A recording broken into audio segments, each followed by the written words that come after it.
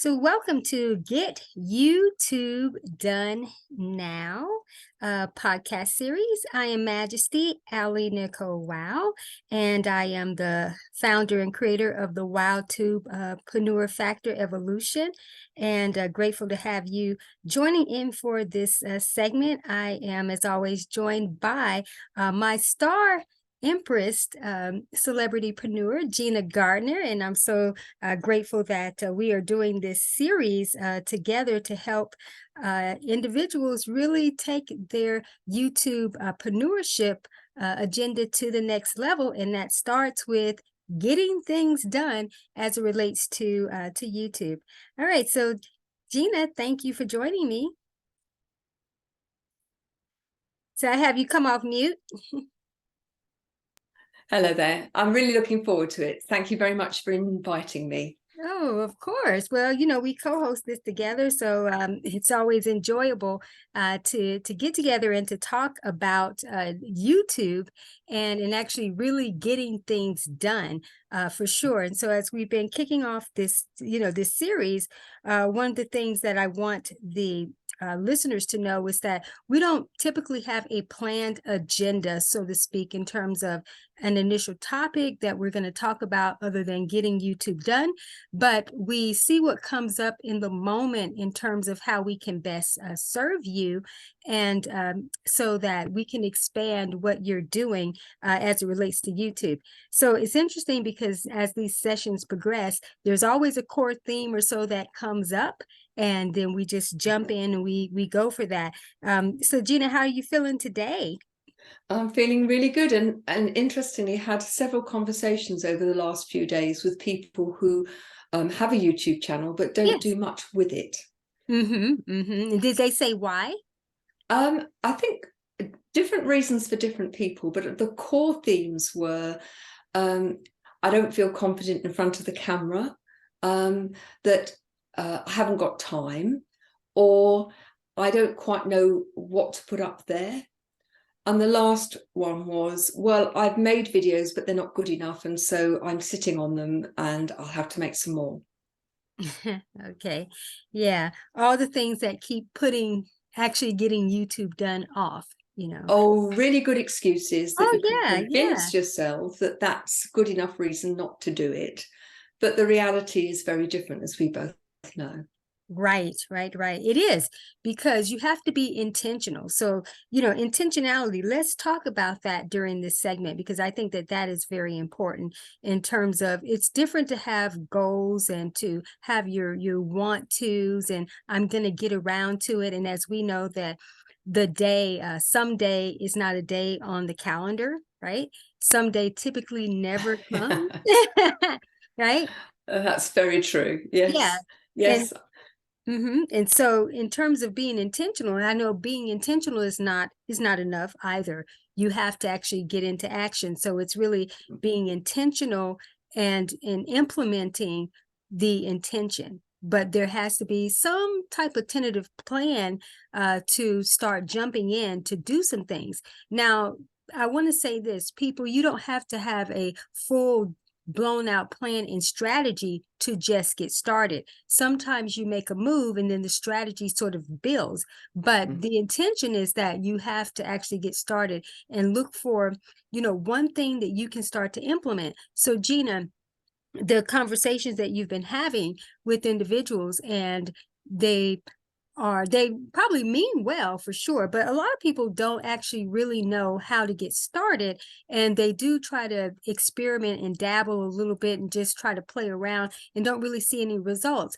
But I want to say to anyone who actually is doing that that's not actually a bad thing, because sometimes you need to be in the laboratory phase of your development. And so actually I have a article series that actually talks about creating YouTube your own way and actually having your own laboratory experience. And so I'll make sure that that article series is in the description. So Gina, what are your thoughts in terms of, because you've been going through, your own process and metamorphosis and everything. Well, what do you think in terms of people actually jumping into, to explore and kind of see what sticks or lands initially? what it reminds me of is how children, when they are learning something new, that they're curious, they give Right, things a try. And right. if you look at what they achieve over time, that shifts and changes. And I think if you can approach YouTube with that tenacity that a child has of learning to walk, but at the same time with that curiosity, what can I achieve? What can I do? And I'll give you an example. I was facilitating some videos for an organization that do some amazing things, and they'd not done any YouTube. And I said to them, well, look, I'll facilitate some short videos, because it is easier if somebody introduces you and asks you the Right, questions. right. And we created the 3 videos, and by the 3rd video, they were speaking much more freely. There was much more flow, because they were getting into the groove of it. Right, And so we made some more videos. right. Now, there's a couple of things out of that. One is, the more you do it, the better you'll get. There is no doubt about that. The old saying that practice makes perfect is very true, or at least it makes better, if not Yes, perfect. right. The second is that their initial reaction is that they were going to ditch the first set of 3 videos. And I said to them, what a waste. You can Right. do a number of things. Remember that by having videos go up on a more regular basis, it will hit, it will give people a visibility that they would, if you're only going to put 1 up, you're not going to get the same level of visibility if you put 3 or 4 up. But if you don't like parts of the video, you can either edit them, and I use a very simple editing tool called Descript, which gives you a transcript. And if you edit the words, it edits the video. So it's very simple. So they could edit the words out or create some sound bites. Right. And if you put in the title of, they were trying to advertise an event, and then put sound bite, people know it's not the whole thing. And then you can put the link to the whole video or to a different video in the description. So not to waste anything. Right. That was great advice, to provide. And also to something I want to bring up, in terms of when you talked about practice making perfect. And then I loved how you softened that and said, where it makes it better. And so that's the thing that people really need to understand. This is not about perfection. Perfection is an illusion. Right. Yes. And the thing about it, you want to be able to actually see your own growth and evolution. So it's not about trying to put out there what you think is so perfect, and what you think is so polished. You can take yourself from polished, from presentable to polished. And I actually have a master training, around that. But one of the things that I most recommend to individuals is that allow the organicness of your and progression of your process to be there. Because not only do you need to see it, you also need to provide different levels of who you are, which is not a perfect individual all the time, right? And so go ahead. You want to say I was just going to that? say, the other thing is that we tend to be our own worst critics. Right. And so when you watch or listen to something, you're looking most of the time for the imperfections. Whereas the people who are watching or listening, they don't know what you had in your head. And if you are confident about how you present it, it comes across. They don't know that you've missed a word, or perhaps you've done things in a different order, or that it wasn't quite as flowing as you wanted it to be. They just see the finished product. So I think that we can make up all of these stories in our head about it's not good enough. And I would say to you, well, in the first instance, before you start the video, just be clear about what's the message that you want people to get from the video. And then listen back and ask yourself, if I knew nothing, would I hear the message? And if you're a little hesitant at times, or you cough, or the dog barks, is that the end of the world? And think about, will this get the message over? And it's different if you are presenting on the BBC, then you may want a different standard to if you are advertising your event or telling people about what you do. Now, I'm not saying that you don't want people to see the best of you, Right. but ultimately, if you don't do anything because you're so paralyzed by the need for it to be perfect, they're not going to see anything of you. Right. And then it doesn't serve anybody, not you or No. them, and that's, and that's the thing. And the whole overarching goal of YouTube is called YouTube for a reason. And so it is representing you as a brand, and or however you want to show up, whether you're doing this for business or not. Primarily with this particular series, we are addressing those who are actually evolving into YouTube-preneurs, and this is actually a business, for them. And so with this being YouTube, you want your personal and professional branding to shine through. So you want these different levels of you coming through, which are going to be those that all the time you're not as polished, or you're not as quote unquote together. And here's the thing, going back to the illusion, Gina, about the perfectionist, is that when people don't think they're good enough, what are they measuring that against, or up against? Because if you're comparing yourself to someone else, or you're going by what seems to look like someone who has it together, let me just say this.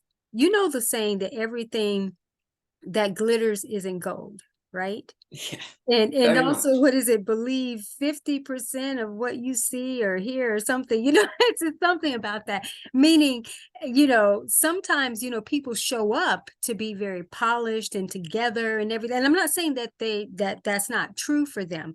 But in some cases, it's not true for everyone. There's a lot of cosmetics that go into trying to look the part, be the part, or so. But a lot of people who show up in those different formats, and that's their intentionality, is to create an illusion that their world is perfect. I can guarantee you that they don't have the impact and the income that they're actually trying to make you think and believe that they have. So my point in saying that, and this isn't knocking anyone who's doing anything to better what they do, whether it is polish their channel up or however. The thing is that you don't need to allow yourself, as Gina used the perfect word, to be paralyzed by what you see out there and trying to use that as a standard. Now, are there people that you definitely can look at and model who are being successful with what they're doing? You can.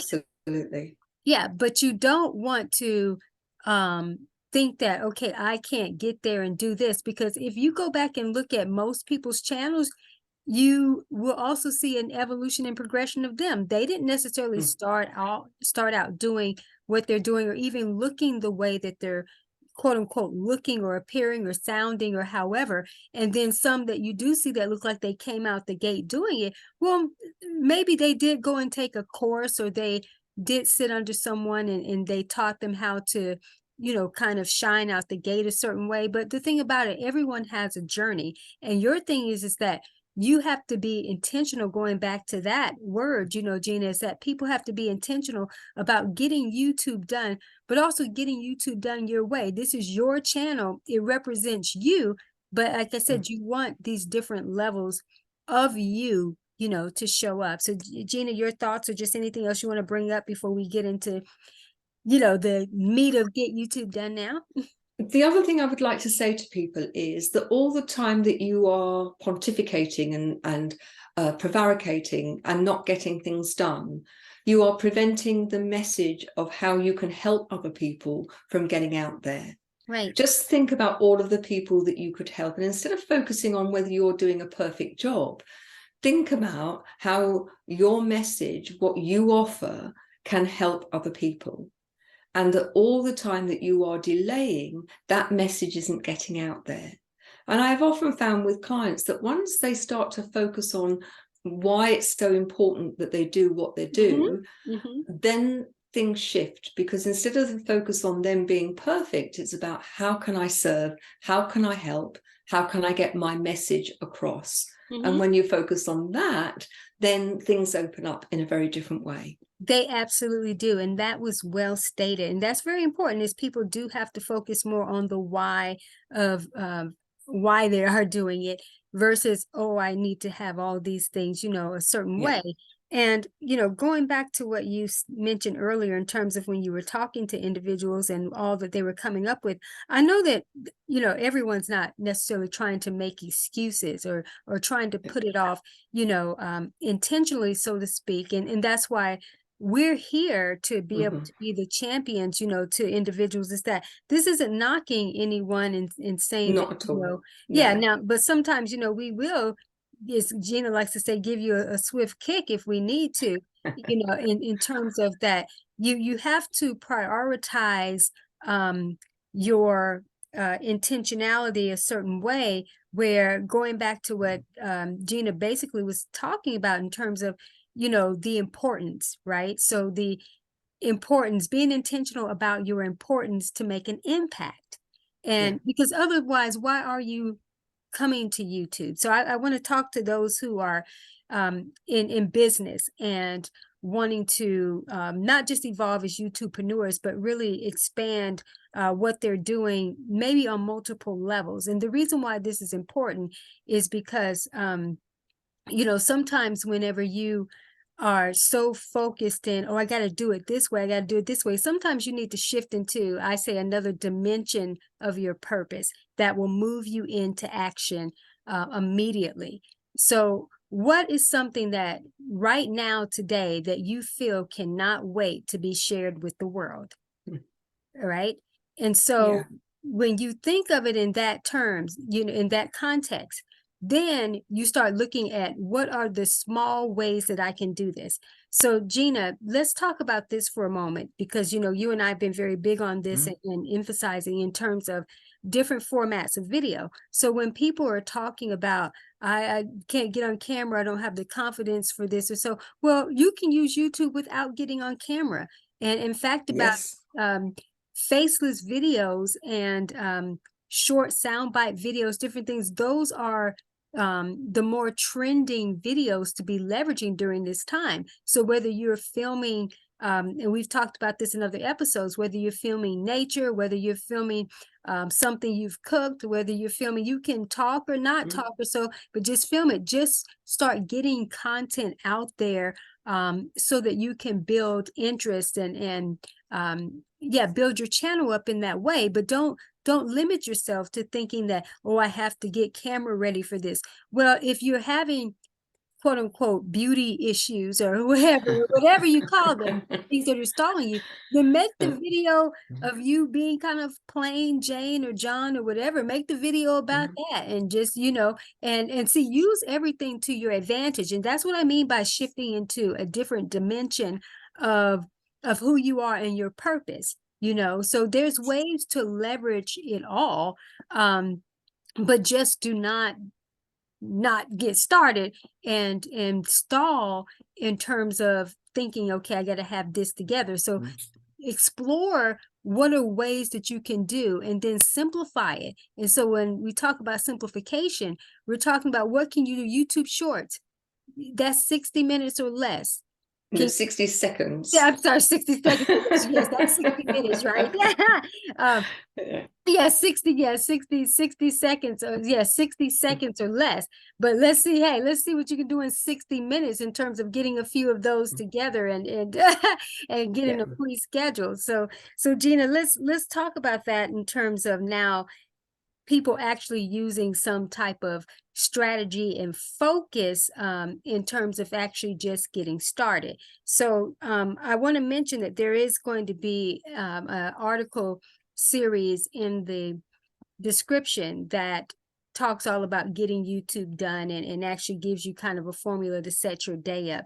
But I'm going to let Gina talk a little bit about what she believes, even in terms of intentionality, in terms of setting up your get YouTube done, your kind of own intensive.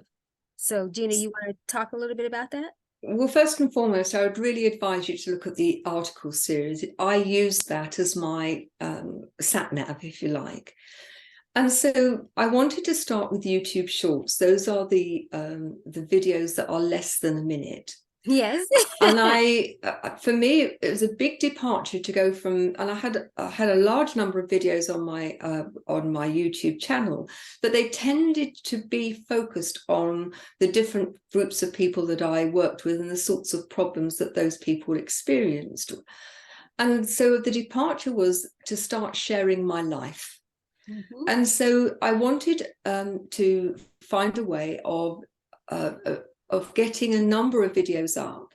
And so I struck on the idea of just going through my telephone to look at videos that I'd created of my cat, of my friends' puppies, of holidays and so on. There were things that had caught my interest. And I set aside a day, and I've discovered that I am much better at having a minimum of 2 or 3 hours to work on this, rather than trying to snatch 5 or 10 minutes. The other style may work best for you. And I think part of this is you've got to find what works for you. I'm better having a chunk of time and focusing on one thing and then getting into the rhythm of it. And I can get a huge amount done. So on my phone, I had 69 videos that were either under a minute, or if you use your telephone, it has the facility to take the first 59 seconds of any video and make it into a YouTube short. And I had 69 of these. And so I spent a day, this is back in October, I spent a day going through, loading them up from my phone, very, very easy. And then having loaded them up, I went back onto my computer. It's much easier to do on the computer. And I did all of the background work. I'd done some descriptions, and I'd done them in families, so I could use this more or less the same description and hashtag. So if it was about Leo the cat, then I had that. If it was about puppies, I had those. If it was landscapes or whatever. What I have learned, and I've learned a number of things that have made a significant difference. Your title is really important. Right. So put that in when you're loading it up from your phone, or if you're loading it up from your computer, put it in from the very start. You can also schedule. So I've now got videos scheduled till April. Now, some of them, I've got 1 or 2 videos scheduled pretty well every day until April. And then I can add bigger videos, or videos that are about things that I planned to do and I want people to know about, or information I want to put out that perhaps didn't exist in October. I can schedule those to go out right in that minute, or schedule them forward as I go. But I've got an infrastructure of regularity. Right. And one of the things that YouTube likes is consistency. Absolutely. They don't have to be long.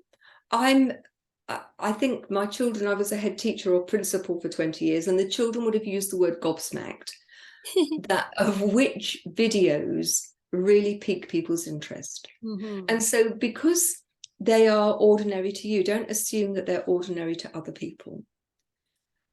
But ultimately, put hashtags in there that are going to work. Put a title in there that's going to work. And then ease your workload. So I've now got categories of descriptions and hashtags, and I've got a little bit about me and what I do, and a link to my Linktree account that goes on every video, however short or long it may be.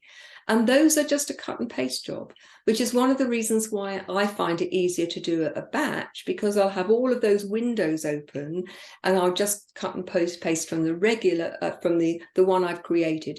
If it's a video that's a whole new genre, then I'll create that. And I just organize them into playlists, do a description for the playlist. So people who are searching for landscapes or recipes or whatever can find the playlist that is useful to them. And now I'm directing people to those, and I have links to that on my articles, and you've got Facebook posts, LinkedIn posts, and Instagram, so that not only do you create the cross links between these platforms, but you also are able to coordinate. You can schedule in Facebook and LinkedIn and Instagram. You can schedule in YouTube. So you don't have to be doing it every day. You can go away for a month and they'll all be done there. So I just started with those videos that were under a minute. I then also looked at videos that I'd created that were longer, and I started to utilize what I already had, lumens, which are created out of text, and then the Lumen 5 will create a short video for you, anything from 30 seconds to, I think, 5 minutes is the longest one. They'll add music to it. You can do a voiceover, and ringing the changes for those. And then I still do my longer videos, which are perhaps presentations or to do with a particular aspect of the work that I do. So I mix them up, and every week there's a menu of different styles and different lengths of videos going out. But I made it as easy for myself as I could. I'm a busy person. But you'll be amazed at how much material you can create if you haven't got any, or if you already create material, how you can use it creatively. So my podcasts go onto YouTube, my radio interviews that are done over Zoom, those are being edited and put onto YouTube. There's a wealth of material that perhaps otherwise would have been listened to when it was live radio or live TV and then lost, which are now being used, and you can do the same. Absolutely. And I'm just over here, just so smiling, like that's my star Empress. Well, something I think that I need to say is, oh my God. I had lots of videos on YouTube, as I say, but my number of subscribers crept up, and in 4 years I'd created 315 subscribers.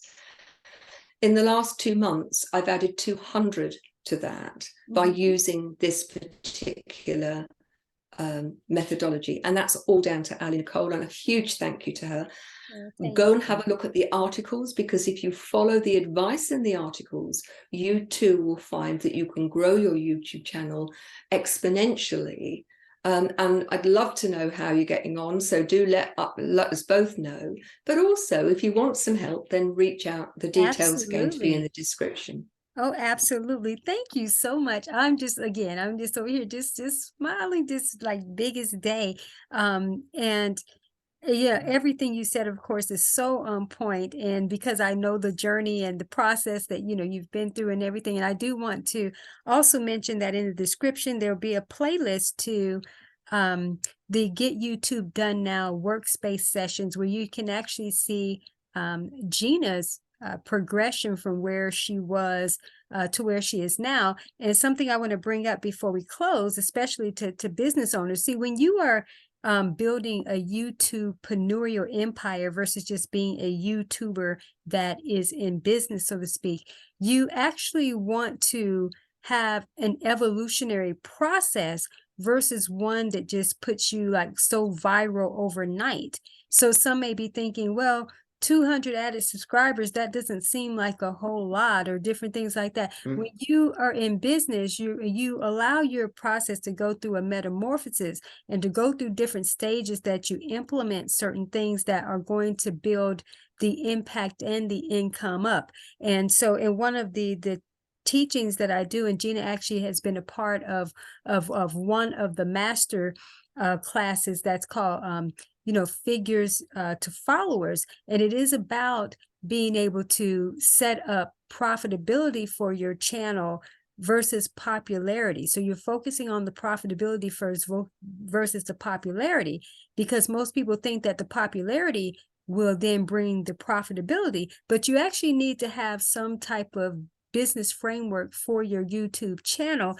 And so you build things in stages so that you can have a more holistic type of experience for your audience. And then also too, to build the different levels of profitability, because then you want that grid to fill in. And then the numbers, of course, are important.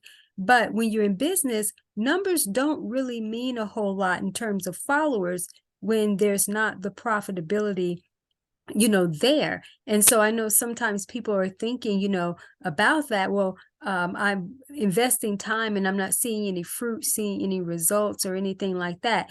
And so when you want to start building a process around kind of a 90-day framework, and this is why getting YouTube done now is so important is because you want to build a momentum.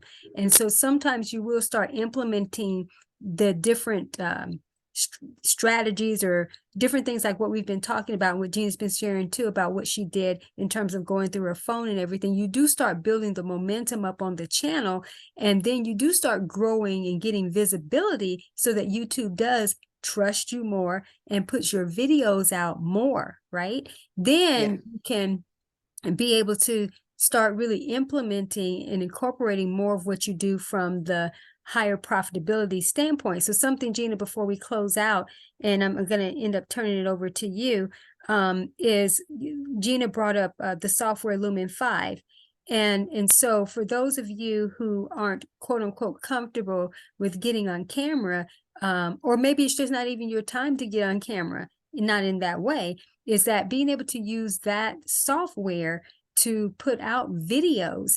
And also something else I want to bring up too, in terms of doing some vlogs. Now, this does take a little bit of production to do this, is that you can film yourself doing something and then add a voiceover to it. So you don't, there's just a lot of different ways, but you have to be able, as Gina mentioned, to figure out what's going to work best for you, even in terms of the time that you set aside to do this. But one of the core themes today has been about being intentional, all right?